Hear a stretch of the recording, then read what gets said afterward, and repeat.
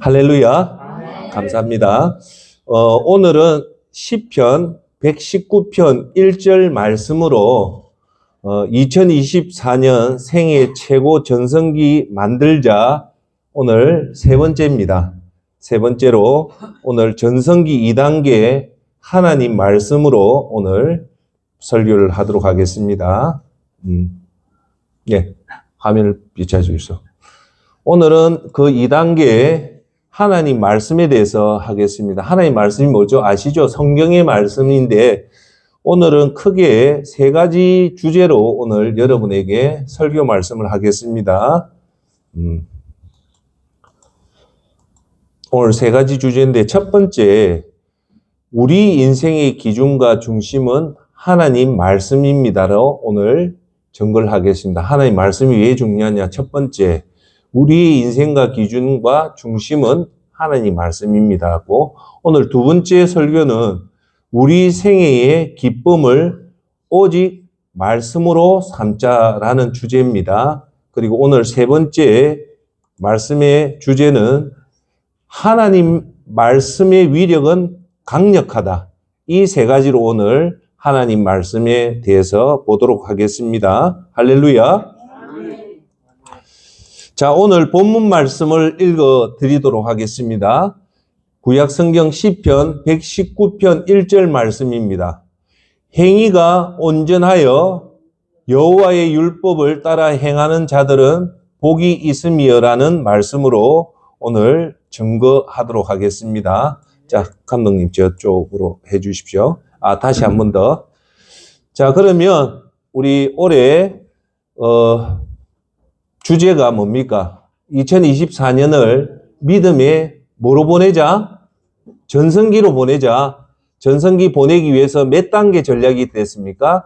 4단계 전략이 있겠습니다. 그래서 오늘 그 4단계 전략에 오늘 2단계거든요. 2단계인데 전체적으로 4단계가 뭐가 있는가 다시 한 번 더 보겠습니다. 1단계는 우리 다 같이 한번 해 주십시오. 성령 충만 집중하기. 예, 성령 충만이 중요하다. 두 번째는 2단계는 성령 충만을 받을 수 있는 구체적인 세 가지 방법입니다. 그죠? 오늘 몇 단계 합니까? 오늘 2단계인데 성령 충만 구체적 세 가지 방법이 뭐가 있겠습니까? 지난주에 첫 번째가 예배, 오늘은 말씀, 그리고 다음 주는 기도 있고 3단계는 이렇게 해서 성령의 충만함을 받으면 열매를 맺으라는 겁니다. 열매를 맺고 끝으로 전성기를 구가하는 마지막 완성 부분은 완벽한 믿음 구현을 하기 위해서 하나님 영광을 돌리면 2024년이 저와 여러분들은 믿음에서 최고의 전성기를 보낼 수 있다는 겁니다. 할렐루야. 자, 오늘은 2단계 성령 충만 구체적인 세 가지 방법에 대해서 오늘 보도록 하겠습니다. 그래서 지난주에는 예배, 예, 오늘은 말씀에 대해서 보도록 하겠습니다. 하나님 말씀입니다. 오늘 하나님 말씀 첫째 주제인 우리 인생의 기준과 중심은 하나님 말씀입니다. 할렐루야. 예, 그거 보도록 하겠습니다. 자, 먼저 오늘이 며칠입니까? 2024년 8일이죠. 이제 새해가 시작한 지 8일이 지났습니다. 8일 지났는데 이제 8일이 뭡니까? 본격적으로 이제 2024년이 시작되었다는 뜻입니다. 그죠? 그래서 이 본격적으로 시작된 이 새해 첫날이라고 보고 여러분 기분이 어떻습니까? 오늘 한번 제가 질문을 던져볼게요. 지금 2024년 1월 8일에는 어떤 기분이 돼야 되냐면 막 오토바이 탄 기분같이 열정이 있어야 돼요. 예. 이것이 다른 말로 하면 새해 효과라고 얘기하거든요. 즉, 올 한 해 365일 이 거대한 시간을 내가 한번 정말 한번 잘 보내보고 싶다는 그런 전의가 불타야 돼요. 할렐루야. 그러면 눈동자가 반짝반짝 빛나야 됩니까? 동태처럼 허리뭉텅해야 됩니까? 반짝반짝해야 돼요. 그 제가 오늘 여러분들 올 때 눈동자를 봤어요. 대부분은 반짝반짝한데 개 중에 동태눈도 계시는 것 같아서 눈이 반짝반짝해야 돼요. 왜냐? 지금은 새 정초란 말입니다. 그래서 우했던가 올 한 해 잘 보내야 되겠다라는 그런 마음이 있어야 되고, 그래서 한번 해볼 만하다. 그러면서 우리의 마음은 한번 따라해 볼까요? 차분하게, 침착하게 그런 마음으로 가져야 되는데, 제가 여러분한테 꼭 드리고 싶은 말은 시작은 반이다. 시작이 그만치 중요하다. 시작을 잘 출발하면 전체 100 중에 50%온 거나 다름없다. 그래서 올 1월 달 초기에는 정말 여러분들 한 해 정말 잘 보내야 되겠다고 정신을 바짝 차려야 됩니다. 할렐루야.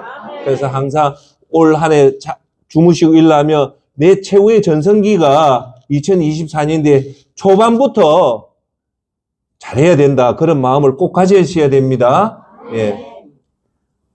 제가 여러분들한테 항상 말씀드리지만 우리 예수전도센터는 시니어 분들이 대체적으로 오잖아요. 한번 따라 합시다. 나이는 숫자에 불과하다. 예. 대부분요, 여러분들이 포워드 앞으로 이렇게 나가려고 할 때 여러분 발목을 잡는 사람이 누군가 압니까? 옆에 있는 남편도 아니고 옆에 계신 아내도 아니고 자식도 아니에요. 또 주위에 있는 친구도 아니고 누구냐? 여러분 속에 있는 여러분 자신입니다. 예. 다시 한 번 더 큰 소리 합시다. 나이는 숫자에 불과하다. 예. 마음을, 목표를 가지면 청년입니다. 할렐루야. 자, 오늘은 우리의 인생의 기준과 중심은 하나님 말씀이어야 됩니다. 그러면 우리의 중심이 세상 사람이 될 수도 있고 세상 법이 될 수도 있지만 우리가 여러분들 앞으로 나갈 수 있는 그 기준점은 뭐다? 하나님 말씀이라는 것을 꼭 기억하시기를 바랍니다. 여러분, 당신을 이끌어 나가는 것은 뭐냐면 하나님 말씀입니다. 오늘 말씀에 대해서, 성경의 말씀에 대해서 집중적으로 보도록 하겠습니다. 여러분, 기준이 뭘까요? 기준은요, 여러분 이 기준에 벗어나면 틀린 거고 들어오면 바른 거다. 그러니까 여러분의 방향을 바로 잡아주는 게 하나님 말씀이에요. 여러분 가다 보면 길을 벗어날 때가 있죠. 그 벗어날 때 그 기준, 나침판이 있어야만이 다시 자기 방향으로 돌아올 수 있잖아요. 그 기준이 뭘까요? 따라합시다. 말씀이다. 할렐루야. 예. 오늘 디모데후서 저한테 비춰주이소. 예. 예. 디모데후서 여러분들이 요 스크린 보시고 화면은 제 비춰주면 돼요. 디모데후서 3장 16절 말씀을 읽어보도록 할게요. 모든 성경의 말씀은 하나님께서 첫째, 감동을 주셔서 기록되었기 때문에 둘째, 진리를 가르쳐 주며 세 번째, 상 가운데 무엇이 잘못되었는지 알게 해줍니다.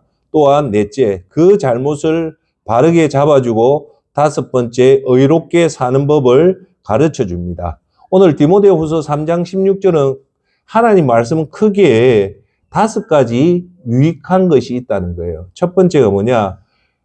하나님 말씀은 하나님께서 감동을 주셔서 기록되어 있기 때문에 세상의 책하고 틀립니다. 자, 한번 볼까요? 우리가 성경은 총 66권으로 되어 있거든요.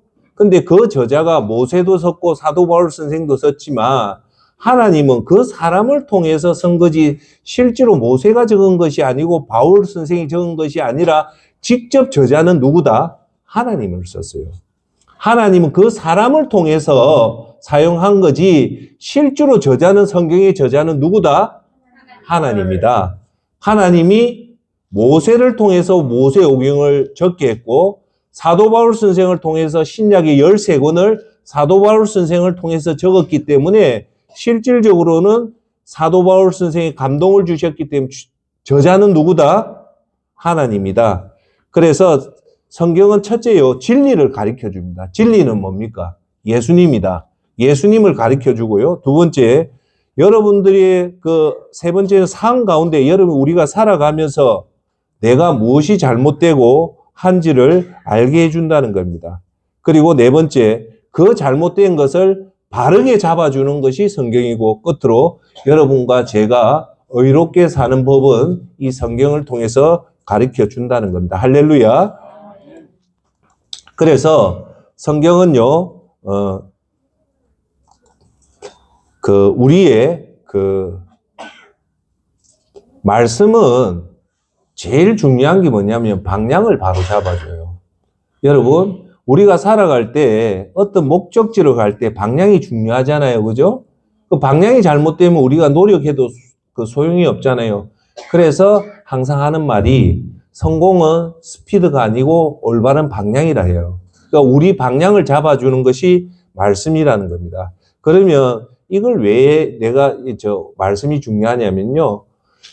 우리가 믿음의 핵심은 첫째 예배고 오늘 말씀드리는 말씀이고 세 번째가 뭡니까? 기도를 했죠. 자, 그러면 말씀은요, 어떤 기능이냐면 아주 냉정한 이성의 기능이에요. 아주 예리한 판단력을 가지는 것이 말씀인데, 말씀은 불의 역할을 할까요? 아니면 냉정하니까 얼음의 역할을 할까요? 얼음의 역할을 합니다. 자, 반면에 다음 주에 보는 기도는요, 활활 타오르는 불이 돼요. 예, 불이에요. 그런데 여러분, 제 한번 보세요. 왜 말씀이 중요하냐면, 여러분이 말씀으로 무장 안 된 상태에서 기도의 영을 받아 비면요, 이 방향을 못 잡아요. 그만치 기도의 영이 성령의 불이 뜨겁거든요. 자, 한번 보세요.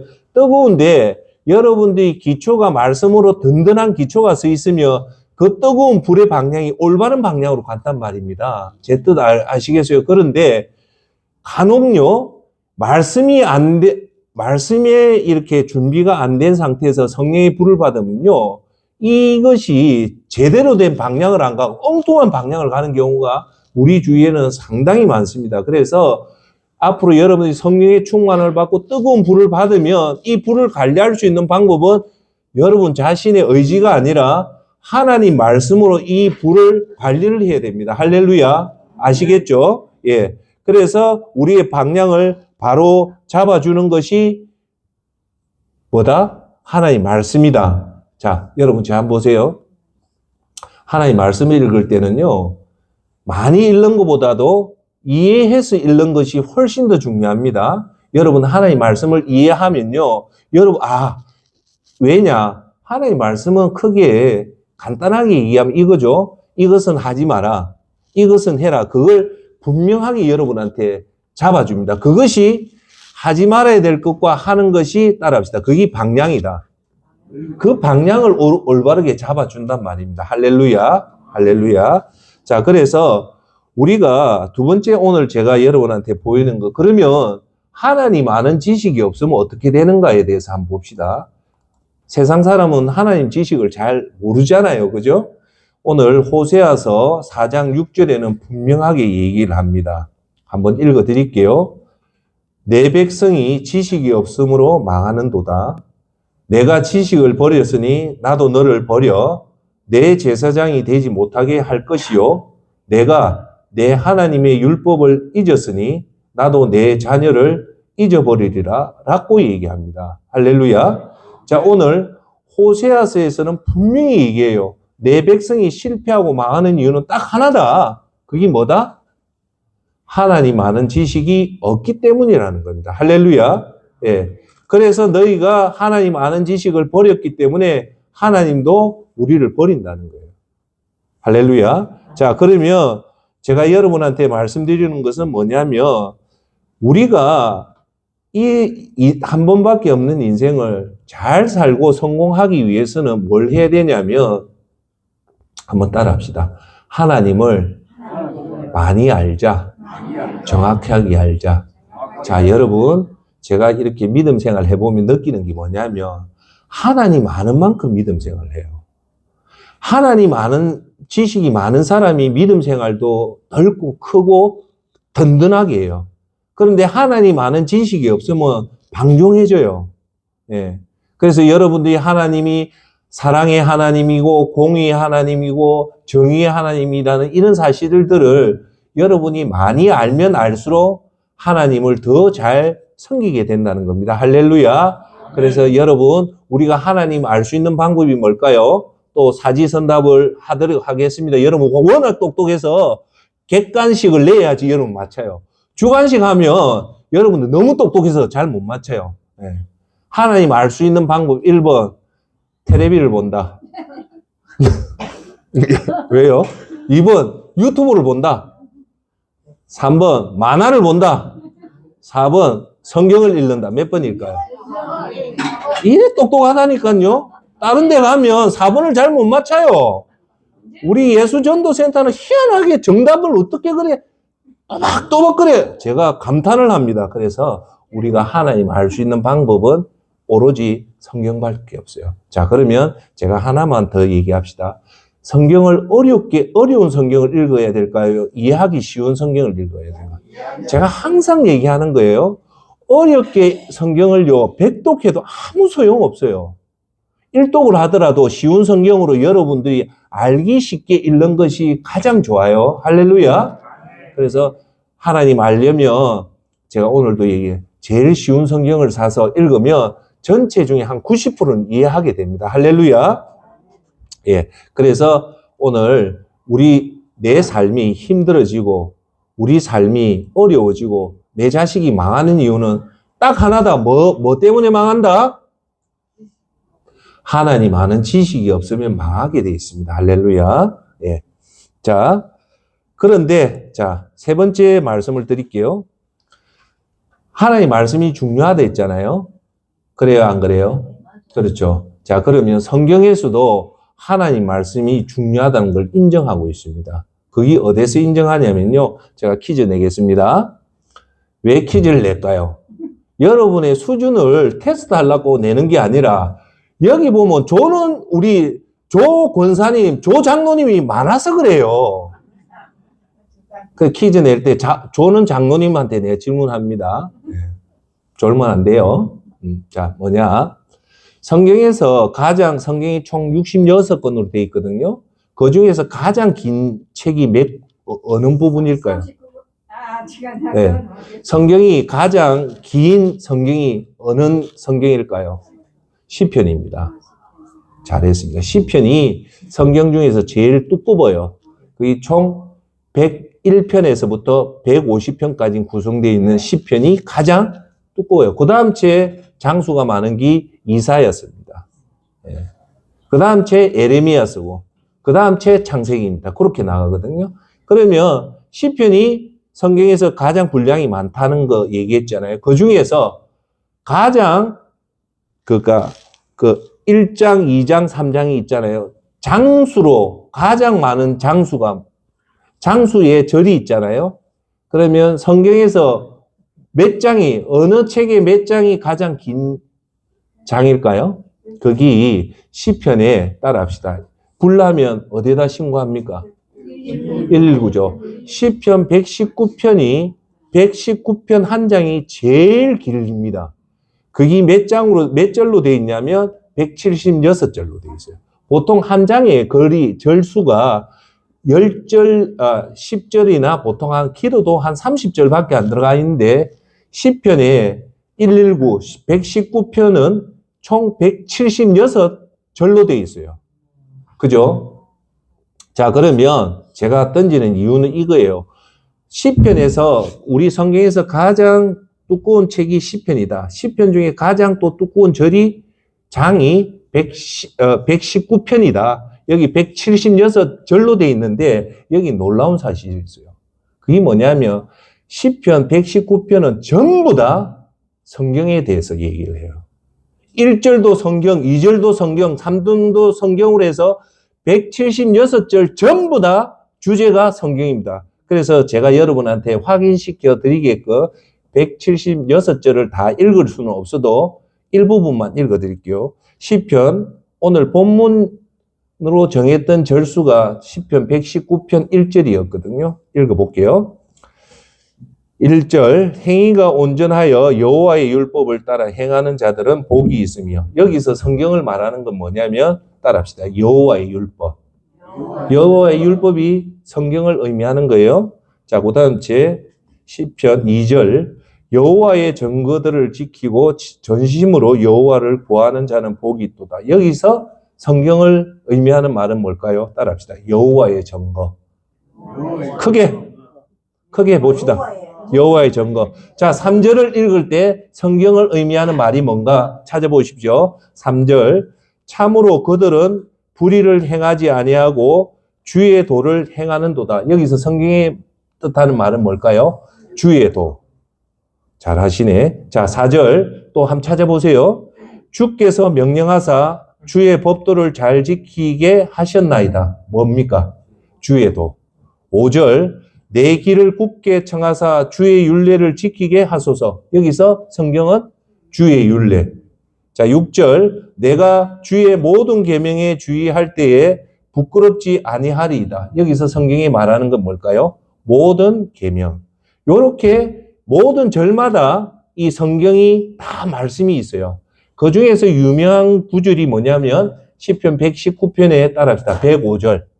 105절 구절이 유명한 말입니다. 읽어드릴게요. 주의 말씀은 내 발의 등불이요 내 길의 빛입니다. 여기서 성경을 의미하는 말은 뭘까요? 주의 말씀. 할렐루야. 자, 마지막 176절의 말씀 한번 읽어볼게요. 176절에 성경을 의미하는 말이 뭔가 한번 알아맞 주십시오.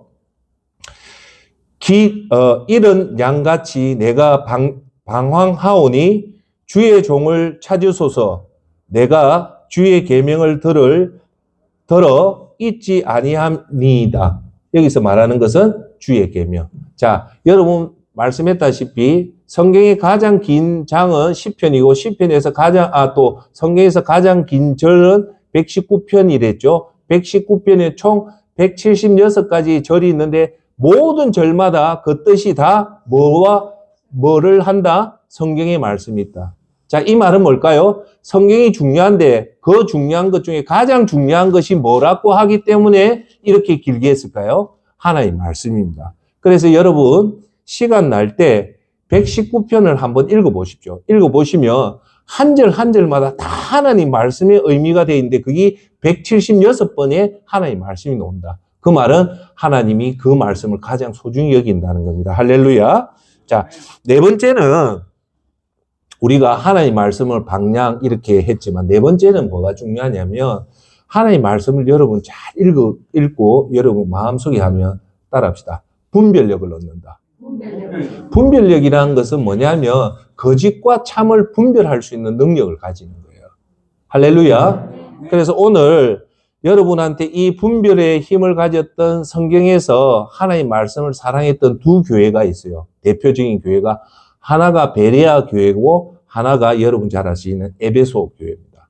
이 베레아 교회와 에베소 교회가 어느 정도 교회냐면요. 하나님 말씀을 너무너무 사랑했던 교회예요.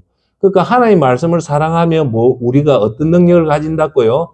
거짓과 참을 분별할 수 있는 분별력이 생기기 때문에 이 두 교회는요. 거짓 선지자들을 가려내는 힘이 있었어요.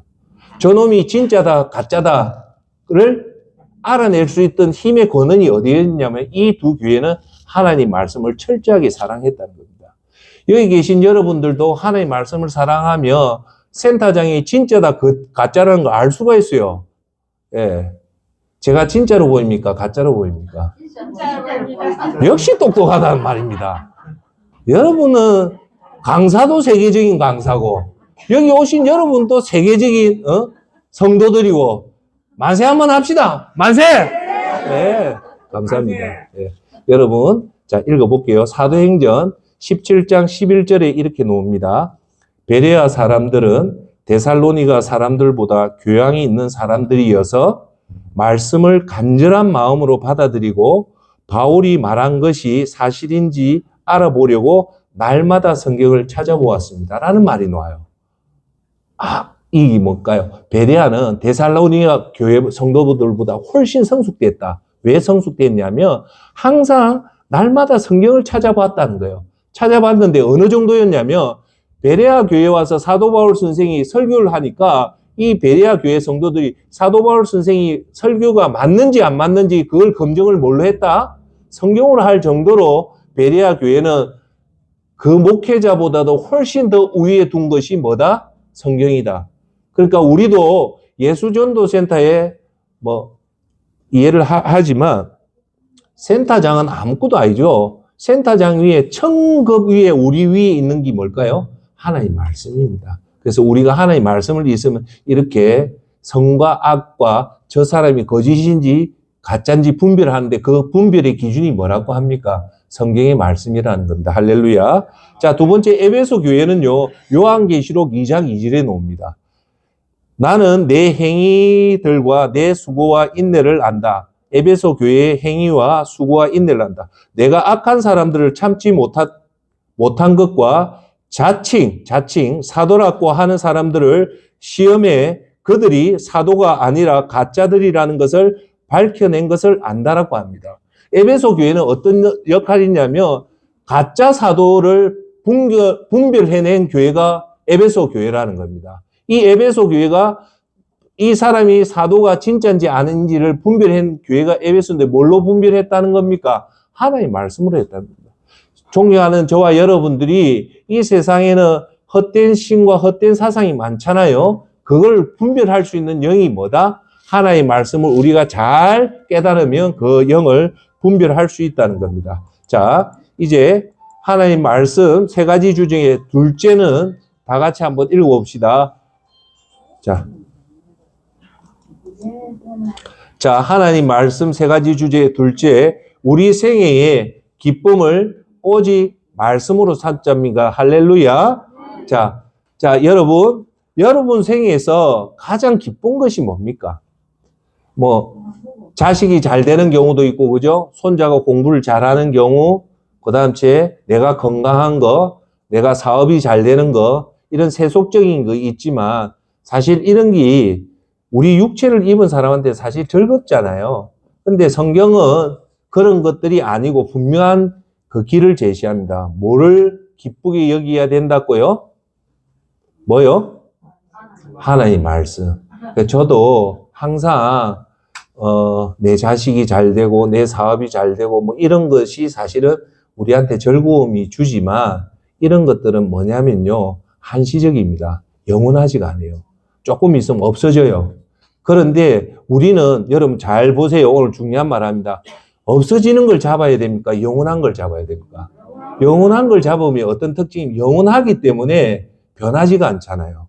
가짜는요. 영원한 것처럼 보이지만 이게 변해요.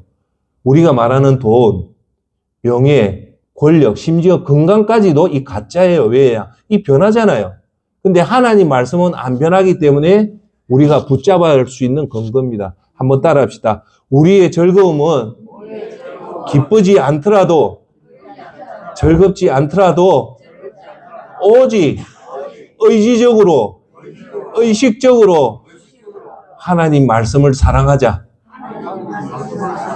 그렇게 하니까요, 제가 간증을 할게요. 처음에는 하나님 말씀이 안 사랑해져요. 그런데 자꾸 성령님한테 하나님 말씀을 사랑하게 해주십시오 하니까 성령님이 그 마음을 주셔요. 성령님은 우리한테요, 변화를 어떻게 해주냐면 마음을 변화시켜줘요.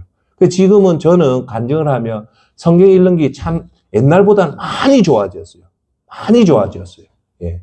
그래서 우리 생활의 기쁨은 오직 자다가 일어나면 뭐다? 말씀이다. 툭 치면 말씀! 이래 놔야 됩니다. 자, 한번 합시다. 툭 치다! 툭 치다! 할렐루야! 돈이 좋습니까? 말씀이 좋습니까? 할렐루야! 역시 대단합니다. 예. 정말 말씀을 좋아하셔야 됩니다. 예. 그러면 왜 그러냐면 어느 순간에 센터장 말이 맞구나라는 그 깨달음이 옵니다. 분명히 와요. 할렐루야. 예. 그래서 여러분 오직 하나님 말씀을 즐거워하라는 구절이 나와 있어요. 여러분 기억하면 나오는데 쉽게 얘기할게요. 시편 1장 2절 3절이 그 말이 나와요. 시편의 제1장이 뭡니까? 복 있는 사람은 악인의 꾀를 쫓지 않고 죄인의 길에 서지 않고 오만한 자의 자리에 앉지 않는다는 1절이고 2절이 뭐냐? 오직 여호와의 율법을 즐거워하여 그의 율법을 주야로 묵상하는도다. 오직 뭡니까? 오직 여호와의 율법을 어떻게 한다? 즐거워한다. 그러면 여러분이 즐거워하는 것은 할배도 아니고 할매도 아니고 예?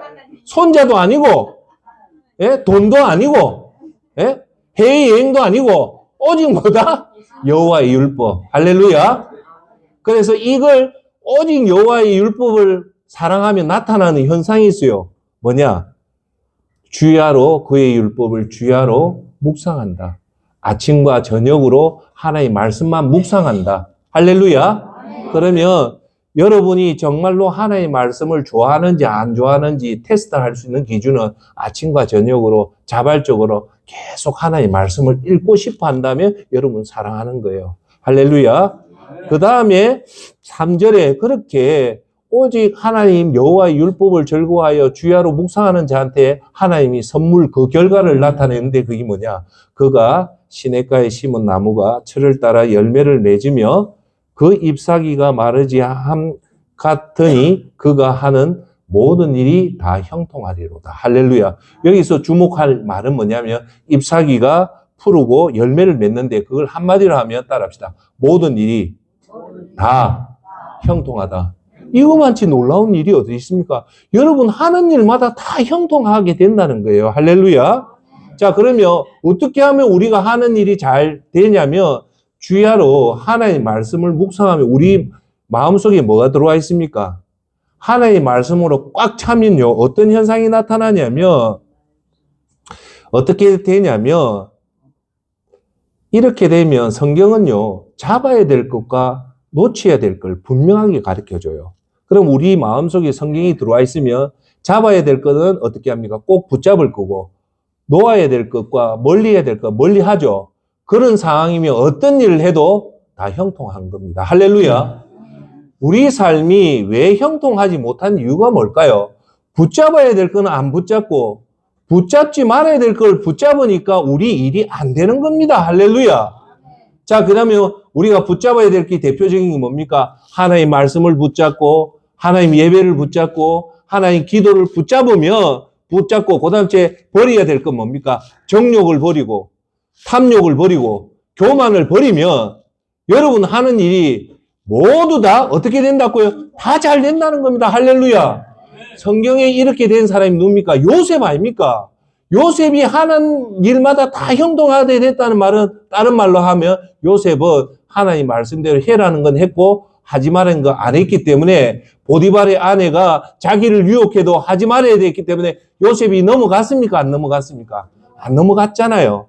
그래서 우리 깊게 생각합시다. 우리가 주야로 하나님 말씀으로 기준이 딱 돼 있으면 누가 뭐라 해도 우리는 그 말씀대로만 가면 반드시 하나님이 여러분 삶에 축복을 주십니다. 할렐루야. 예. 자, 이 분별력은 하나만 더 핵심을 얘기하기에 중요해서 그래요. 우리가 하나님의 말씀을 들어 자꾸 주야로 쉽게, 자, 제가 왜 쉬운 걸 읽으라 했냐면 이해를 안 하면 분별력이 안 생겨요. 우리가 이해가 돼서 분별력이 생기면 어떤 현상이 나타나냐면 영원한 것을 붙잡고 영원하지 않는 것을 안 붙잡아요. 할렐루야. 그게 엄청나게 중요해요. 영원하지 않는 것의 대표적인 게 뭡니까? 명예, 돈, 아파트, 자동차 이런 세속적인 것은 영원한 것 같지만 영원하지 않다는 거예요. 그게 어디서 나오냐면 여러분 잘 아시는 이사야서 40장 7절 8절에 이런 말이 나옵니다. 여호와께서 입김을 부시면 풀은 시들고 꽃은 떨어진다. 그렇다. 이 백성은 풀에 불과하다. 풀은 시들고 꽃은 떨어지지만 우리 하나님 말씀은 영원히 써 있다. 이 말은 뭡니까? 즉 풀은 시들고 꽃은 떨어진다는 말은 뭡니까? 영원하지 않다는 거예요. 세속적인 것은 영원하지 않기 때문에 풀과 꽃을 우리는 잡을 필요가 없고 영원히 서는 것은 뭐다? 하나님 말씀이라는 거예요. 자, 존경하는 여러분, 오늘 두 번째 얘기는 이거예요. 우리가 하나님의 말씀을 이렇게 하면, 즐겁게 하면, 분별력이 생기면 정확하게 영원한 것을 붙잡아요. 영원한 것을 붙잡는 게 대표적인 뭡니까? 우리의 믿음이잖아요. 믿음이니까 예배를 붙잡을 거고, 어떤 경우든 예배를 붙잡고, 어떤 경우든 하나님의 말씀을 읽고, 어떤 경우든 기도를 합니다. 왜? 확정된 미래가 있기 때문에. 우리가 왜 힘든가 합니까? 미래를 의심하기 때문에 우리가 힘든 거예요. 여러분들 미래가 불확실하고 미래를 불확실하다마는 미래가 의심이 되면 절대 못해요. 근데 우리가 성경을 통해서 미래의 확신을 가지게 되면 우리는 이 영원한 걸 붙잡을 수 있다는 겁니다. 할렐루야. 예. 자, 이제 세 번째를 볼게요. 세 번째는, 자, 세 번째 주제, 셋째, 하나님의 말씀의 위력은 어떻다고요? 강력하다. 예. 여러분, 그거 믿습니까? 믿습니까? 하나님의 말씀은 강력합니다. 요한복음 1장 1절, 태초에 말씀이 계셨습니다. 그 말씀은 하나님과 함께 계셨고, 그 말씀은 하나님이셨습니다. 라고 얘기합니다. 즉, 말씀이 곧 뭐라고요? 하나님이라는 거예요. 그 말씀이 뭡니까? 성경이라는 거예요. 성경이 곧 뭐요? 하나님이다. 그 성경이 하나님이라는 것은 대단히 놀라운 사실입니다. 자, 여러분, 그 하나님의 말씀의 위력이 강력하다는 것의 대표적인 기 무슨 말이냐면 신약 성경 히브리서 4장 12절에 나옵니다. 히브리서 4장 12절. 하나님 말씀은 살아있고, 첫째, 하나님 말씀은 어떻다고요? 살아있다는 거예요. 둘째, 힘이 있습니다. 셋째, 양쪽에 날이 선 칼보다 더 날카로워서, 넷째, 우리의 혼과 영과 관절과 골수를 쪼개며, 다섯 번째, 마음속에 있는 생각과 감정까지 알아냅니다. 라고 얘기를 해요. 히브리서에서는. 자, 이걸 여러분한테 설명을 드릴게요. 하나님의 말씀은 첫째, 살아있다는 거예요. 움직인다는 거예요. 그 두 번째, 힘이 있다는 거예요. 세 번째, 하나님의 말씀을 표현하는데 양쪽에 칼이 있잖아요. 양쪽에 칼이 날쌔다는 게 면도칼보다 더 날쌔다는 거예요. 여기까지 이해되죠? 지금부터 내가 놀라운 얘기를 할게요. 네 번째, 이렇게 날쌘 칼이 어떤 역할을 하냐면 우리의 혼과 영과 관절과 골수를 따라합시다. 쪼개며 마음속에 있는 생각과 감정까지 알아냅니다. 자, 보세요. 이 날쌘 칼에서 쪼갠댔죠? 쪼개서 어떻게 하냐면 우리의 마음속에 있는 생각과 감정까지 알아내기 쉬울까요? 어려울까요? 그게 불가능한데 하나님의 말씀은 우리의 마음속에 있는 생각과 감정을 알아내는데 더 놀라운 사실은, 자, 보세요. 4절에 네 번째, 우리의 혼과 영과 관절과 골수를 쪼개며. 자, 관절은 쪼갤 수 있죠. 예? 관절 쪼갤 수 있죠. 골수, 백혈, 피 속에 있는 골수도 쪼갤 수도 있어요. 이까지는 여러분 조금 이해가 되죠? 제가 조금 흥분되는데 그 전에 말을 이해를 해야 돼요. 뭐를 쪼개냐면요. 놀라지 마십시오. 혼과 영을 쪼갠다는 거예요. 이 놀라운 사실이에요. 여러분, 혼과 영은 영적인 거죠.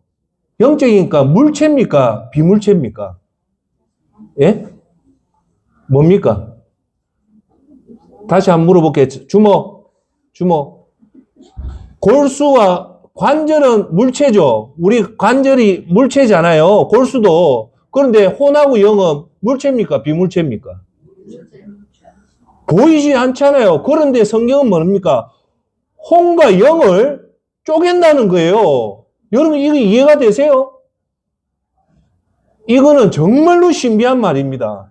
얼마나 말씀이 예리했냐면 우리의 혼과 영을 우리 눈으로 보지 못하는 것을 이 말씀이 쪼갠다는 거예요. 얼마나 강력했으면. 저는 이 말을 읽을 때마다 놀래요. 이 말씀이 얼마나 했으면, 제가 다시 한번 읽게요. 관절과 골수를 찔러 쪼갠다는 건 난 이해를 해요. 그럴 수도 있다. 그렇지만 혼과 영을요 찔러서 쪼갠다는 것은 우리 상상으로는 이해할 수 없는 일이 벌어지는 거예요. 그만치 하나님의 말씀은 예리하다는 거예요. 자, 그래서 예수님이 광야에 나가서 사탄한테 세 가지 시험을 당할 때 뭘로 대응을 하냐면 예수님의 가진 생각으로 대응하는 것이 아니라 구약 성경에 나오는 신명기 말씀으로 대적을 합니다. 왜 그럴까요? 그만치 하나님의 말씀이 위력이 있기 때문에 그래요. 자, 여기서 하나만 더 얘기합시다. 여러분, 하나님의 말씀을 부지런히 외우고 가슴 속에 두면 어떤 역할이 되냐면, 자, 여러분 기도할 때 여러분 아는 지식으로 기도하는 것이 좋을까요? 아니면 하나님이 영으로 감동된 하나님 말씀으로 기도하는 게 좋을까요? 그게 강력합니다. 그래서 여러분들이 정말 좋은 목회자지 아닌지를 구분할 수 있는 제가 그 판단력 기준을 하나 드릴게요. 정말 위대한 목사는요, 설교가 재미없어도 그 설교 전부 다가 하나님 말씀으로 채워지면 그건 아주 탁월한 목회자입니다. 현대에는 그런 목회자가 잘 없어요. 설교가 40분이면 30분을 하나님 말씀으로 채우는 목사가 없어요. 대부분 여러분 목사님들 들어보면 그 한 설교에 하나님 말씀 10편도 안 나옵니다. 그 왜 그런가 합니까? 하나님 말씀 몰라서 그래요.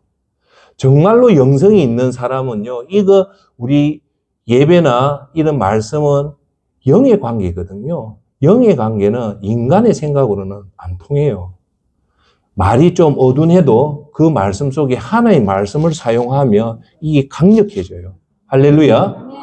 그래서 저도 설교할 때 가급적이면 인간의 생각을 줄이고 하나의 말씀을 많이 채우려는 이유도 이 영의 활동이기 때문에 영의 활동과 인간의 소리는 아무 소용없어요. 하지만 이 하나님 영감으로 만들어진 하나님 말씀으로 쓸 때 우리의 마음이 열려지고 우리의 닫혔던 문이 열리고 우리가 끊지 못하는 걸 끊을 수 있는 힘이 이 말씀에서 나오는 겁니다. 할렐루야. 그래서 여러분 기도할 때 가급적이면 하나님 말씀을 가지고 기도하는 것이 훨씬 더 좋다는 겁니다. 할렐루야. 자, 오늘 하나님 말씀이 하나님 말씀이 위력이 대단한 거는 내가 두 가지 사례를 들게요. 첫 번째, 백부장. 마태복음 8장에 나오는 이 백부장을 통해서 말씀드리고 또 한 분은 여러분 잘 아시는 예수님의 육체적인 어머니였던 마리아가 가나의 혼인잔치에 예수님이 물을 변하여 포도주로 만드는 그 사건을 통해서 이 말씀이 왜 위대한가를 설명을 드릴게요. 먼저 백부장은 마태복음 8장 5절부터 13절에 나오는 사건이에요. 이 내용이 뭐냐면 이 백부장이 예수님 앞에 가서 무릎 꿇고 부탁을 해요. 뭘 부탁합니까? 1번, 내 마누라가 아프니까 고쳐주십시오. 2번, 내 부모님이 아프니까 고쳐주십시오. 3번, 내 아들이 아프니까 고쳐주십시오. 4번, 내 하인이 아프니까 고쳐주십시오. 몇 번입니까? 네? 하인입니까? 역시 대단하다. 딴 데 가면요, 전부 다 1번 틀렸습니다. 2번, 전부 다 3번 다 틀리고 4번을 맞추는 사람이 없어요. 여기는 하인이에요. 자, 보세요. 제가 설명할게요. 내가 그 백부장의 하인이다 칩시다. 하인인데 제가 아파요. 아픈데 우리 주인이 엄청나게 지위가 높은 백부장이에요. 근데 하인이 내만 있는 게 아니고 하인이 많아요. 그런데 내 위에 있는 이 백부장이 어느 날 가는 거예요. 야야, 우리 주인이 어디 가니? 야, 이 빙신아, 그것도 모르나? 네 위에서 간다 이가? 그러면 내가 얼마나 감동받겠습니까? 아, 백부장이 내 하인 눈에도 여도 아무 소용도 없는 한테 돈만 줘도 되는데 백부장이 옷을 갈아입고 어디 간다는 거예요. 왜요? 이 비천한 나를 나서기 위해서. 근데 가는데 누구한테 가냐? 예수님한테 간다는 거예요. 백부장이 그마치 한간 사람입니까? 예? 한간 사람이 아니에요. 굳이 내 아들이 아파도 가기 힘든 그 바쁜 사람이 아무 혈연 관계도 없는 나의 종을 위해서 간 거예요. 그러니까 예수님이 이 백부장을 대단하게 본 거예요. 여러분, 이런 사건이 있을 수 있을까요? 없을까요? 없어요. 어느 누가 아무것도 종을 나술라고 예수님한테 직접 가서 부탁을 하는데 그래 예수님 니 뭐 때문에 왔노? 뭐 이래 합시다. 뭐 때문에 왔나 하니까 네 종 때문에 왔습니다 하니까 예수님이 얼마나 놀랬을까요? 놀랬겠죠. 그죠? 그 한 종을 위해서 나서기 위해 왔다는 거예요. 그때 마태복음 8장 6절부터 읽어드릴게요. 백부장이 말했습니다. 주여, 제 종이 중풍으로 집에 누워 몹시 괴로워하고 있습니다. 이 말 자체가 놀라운 사실이에요. 자기 부모가 아픈 것도 아니고 자기 아내가 아픈 것도 아니고 자기 눈에 넣어도 아픈 아들이 아픈 게 아니고 아무것도 아닌 종이 중풍병에 누워있어서 이걸 모든 수모를 각오하고 예수님 앞에 놓은 거예요. 7절. 저도 위로는 상관이 있고 밑으로는 부하가 있는 사람입니다. 이때 이렇게 얘기하니까 예수님 뭐라냐? 가자. 내 네 종 나사 주겠다고 이렇게 파격적인 말씀을 선포를 한 거예요. 그러니까 6절에 9절에 이 백부장이 뭐라냐면 예수님한테 저도 위로는 상관이 있고 밑으로는 부하들이 있는 사람입니다. 제가 부하에게 가라 하면 가고 오라 하면 오며 하인에게 이것을 하라면 그것을 합니다. 이렇게 얘기하니까 예수님이 깜짝 놀라서 하는 말씀이 뭐냐? 내가 진실로 너희에게 말한다. 이스라엘에서도 아직까지 이렇게 큰 믿음을 본 적이 없다. 예수께서는 백부장에게 말씀하셨습니다. 가거라. 내가 믿은 대로 될 것이다. 바로 그 시각에 그 종은 병이 나았습니다. 라고 놓습니다. 할렐루야. 예. 자, 백부장이 예수님 보고 내 종을 낳아달라니까 예수님이 간다 할 때 백부장이 오지 말고 말씀으로만 해라니까 그 병이 나았죠. 백부장은 예수님의 그 말씀의 위력을 알았을까요? 몰랐을까요? 알았기 때문에 안 오셔도 그 말씀만 해도 된다. 그 말씀의 위력을 알았다는 겁니다. 할렐루야. 자, 요한복음 2장에 나오는 그 유명한 예수님이 공생애를 시작할 때 제일 처음으로 기적을 일으킨 곳이 결혼잔치입니다. 그게 가나라는 곳에서 결혼잔치에서 어떤 기적을 일으키냐면 물을 변해서 포도주를 만드는 기적을 일으키는 사건이 가나의 혼인잔치입니다. 자, 이때 뭐냐면 포도주가 다 떨어지자 예수의 어머니가 예수께서 와서 포도주가 다 떨어졌구나라고 말해 주었습니다. 예수께서 어머니 그것이 나와 당신에게 무슨 관계가 있다고 그러십니까? 아직 내 때가 이르지 않았습니다. 라고 할 때 5절에 마리아가 유명한 말을 합니다. 잘 들어보십시오. 그러나 예수의 어머니는 하인들에게 말했습니다. 잘 들으십시오. 무엇이든지 그가 시키는 대로 하라. 라고 얘기를 해요. 자, 8절. 그러자 예수께서 그들에게 말씀하셨습니다. 이제 물을 떠서 잔치 책임자에게 갖다 주어라. 그들은 그렇게 했습니다. 9절. 잔치 책임자는 물이 변해 포도주를 맛보게 됐다는 겁니다. 할렐루야. 여기서 말씀의 위력이 왜 놀랐냐? 마리아, 예수의 어머니인 마리아는요, 이 말씀의 위력을 알았어요. 이런 거죠. 아들아, 예수 지금 잔치에 왔는데 포도주가 떨어졌다.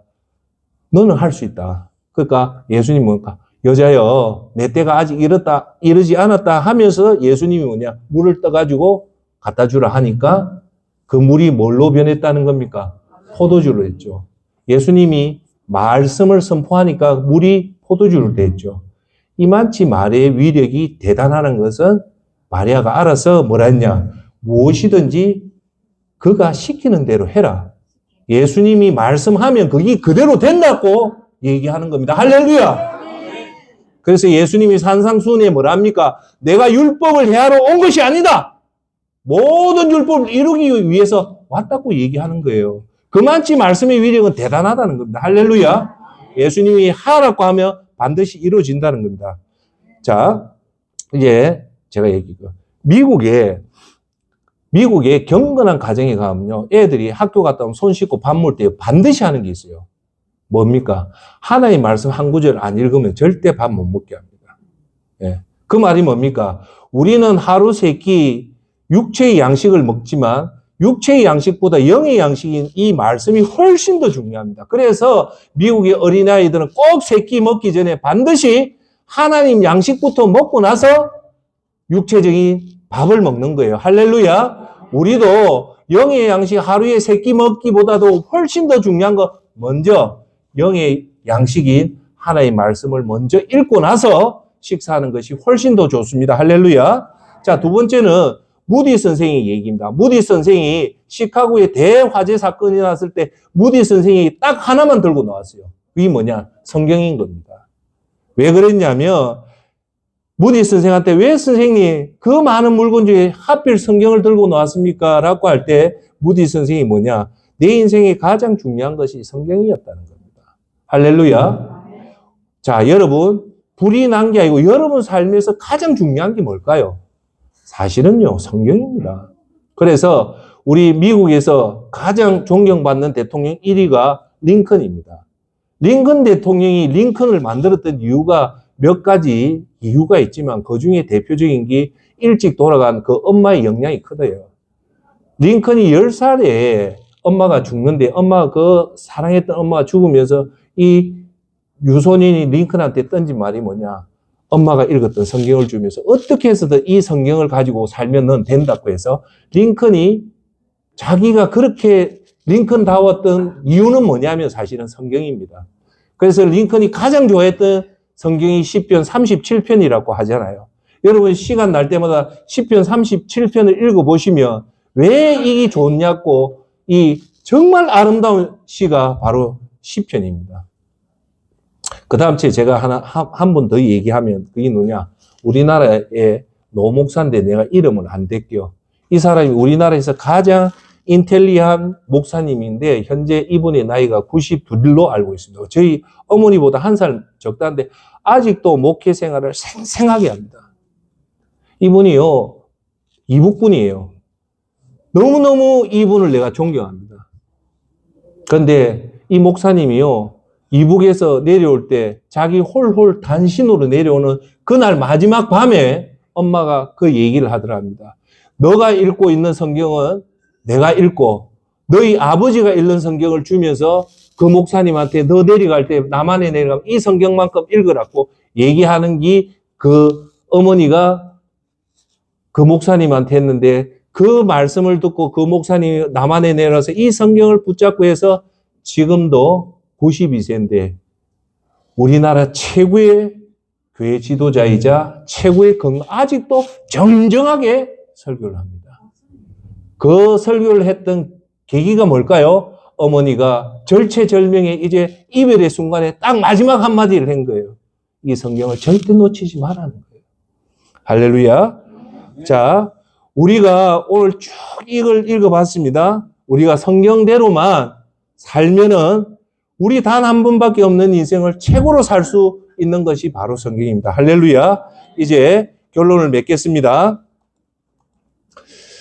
오늘 하나님 말씀 세 가지 주제를 했습니다. 첫째, 우리 인생의 기준과 중심은 하나님 말씀이어야 됩니다. 두 번째, 우리 생애의 기쁨은 오직 뭐로 해야 된다? 하나님 말씀으로 삼기를 바랍니다. 끝으로 셋째, 하나님의 말씀의 위력은 강력합니다. 자, 여러분은 못 믿어도 하나님 말씀만 믿고 하나님 말씀만 꼭 붙잡으면 여러분을 도와드립니다. 자, 이제 세 가지 결론을 만들어 드릴게요. 네. 오늘 주제가 뭡니까? 우리 2024년 5대 지금 8일째 갔지만 우리 생애 최고의 전성기를 한번 보내지 않은 거 아닙니까? 보내기 위해서 첫 번째 성령의 충만이 중요하고 성령의 충만하기 위해서 예배와 오늘 말씀 그리고 다음에 기도가 중요하고 그렇게 해서 성령 충만을 받아서 성령의 열매를 맺고 끝으로 그 열매가 완벽하기 위해서 하나님 영광을 돌리면 우리가 전성기를 보낸다고 하는 겁니다. 자, 우리가 오늘 성경을 읽는 이유에 대해서 얘기를 할게요. 그 성경을 읽는 행동하는 이유가 세 가지가 있어요. 왜 그러냐? 첫째, 성경의 중요성을 알고, 두 번째, 성경을 읽어야 된다는 목표가 있고, 세 번째, 절박함은 해요. 자, 여러분들이 성경을 읽는 것을 분석해보면 세 가지 때문에 해요. 첫째, 오늘 설교처럼, 진짜 성경이 하나님의 말씀이 중요하다. 두 번째, 이걸 목표로 세우고, 더 중요한 것은 내가 성경을 안 읽으면 안 된다는 그 절박함이 있어야 됩니다. 할렐루야. 자, 따라합시다. 절박함. 자, 그러면 제가 얘기할게요. 왜 사람이 절박함을 느끼는가 합니까? 이건 중요한 얘기입니다. 어떤 사람이 절박함을 느껴요. 자, 제 한번 보세요. 왜 절박함을 느낄까요? 이거 중요해서요. 그 이유는요. 사태의 심각성을 알면 절박해집니다. 여러분 삶이 절박하지 않다는 것은 지금 현재 여러분 사태의 심각성을 모르면 절박함을 몰라요. 그런데 내 사태가 진짜 심각하다면 대부분에 나타나는 게 하나 있어요. 그게 절박함입니다. 자, 그러면 이렇게 절박함을 느끼는 사람은요. 퇴근 후에 맞이하는 7시, 8시, 9시를 텔레비 안 보고 스마트폰 안 보고 성경을 읽게 됩니다. 할렐루야. 아멘. 자, 왜 그러면 여러분들이 퇴근 후 3시간에 성경을 안 읽냐? 성경을 안 읽으면 여러분 삶이 위기가 온다는 그 절박함을 모르면 절대 안 읽습니다. 그러면 뭐 할까요? 텔레비 보고 스마트폰 놉니다. 자, 오늘 분명히 얘기했어요. 여러분 하나님의 말씀에 대한 절박함을 알고 사태의 심각성을 알면 우리가 행동하게 됩니다. 아시겠어요? 제 말 듣 알겠습니까? 자, 끝으로 노력하는 힘이 있고 노력하는 힘보다도 훨씬 더 강한 힘이 거기 있어요. 진실의 힘. 자, 두 가지 힘이 있어요. 그냥 내 의지로 성경을 읽어야 되겠다. 정직해야 되겠다. 진실해야 되겠다. 이 노력하는 힘이 있고요. 진실을 알게 되면 그 힘은 노력하는 힘이에요. 천배의 힘이 납니다. 이해하세요? 우리 힘 중에 가장 그 누구도 막을 수 없고 세상을 바꿀 수 있는 힘은 이거예요. 질문은. 노력하는 힘일까요? 진리를 아는 힘일까요? 그렇죠. 그거예요. 우리가 세상을 바꿀 수 있는 힘은 우리 인간적인 노력으로는 안 돼요. 여러분의 진리를 깨닫게 되면요. 내 목숨과도 바꿀 수 있는 것이 진리의 힘입니다. 할렐루야. 그 진리의 힘이 내 목숨을 바꾸기 때문에 세상을 변화시키고 사회를 변화시키는 힘은 노력의 힘이 아니라 진리의 힘입니다. 진리를 알면 그 힘이 나와요. 그러면 질문을 할게요. 여러분한테 이 위대한 진리의 힘은 어디서 나올까요? 바로 하나님 말씀입니다. 여러분이 하나님 말씀이 그것이 여러분이 진리가 된다고 하는 순간에 여러분의 힘은 이제 세상을 변화시키고 삶을 변화시키는 위대한 힘이 나옵니다. 그분이 바로 12제자였고 그 위대했던 사람이 사도 바울 선생이고 그 위대했던 사람이 주길철 선생이고 그 위대했던 사람이 바로 손양원 목사입니다. 그분들은 노력의 힘이 아니라 하나님의 말씀이라는 진리의 힘을 깨달았기 때문에 세상을 변화시킵니다.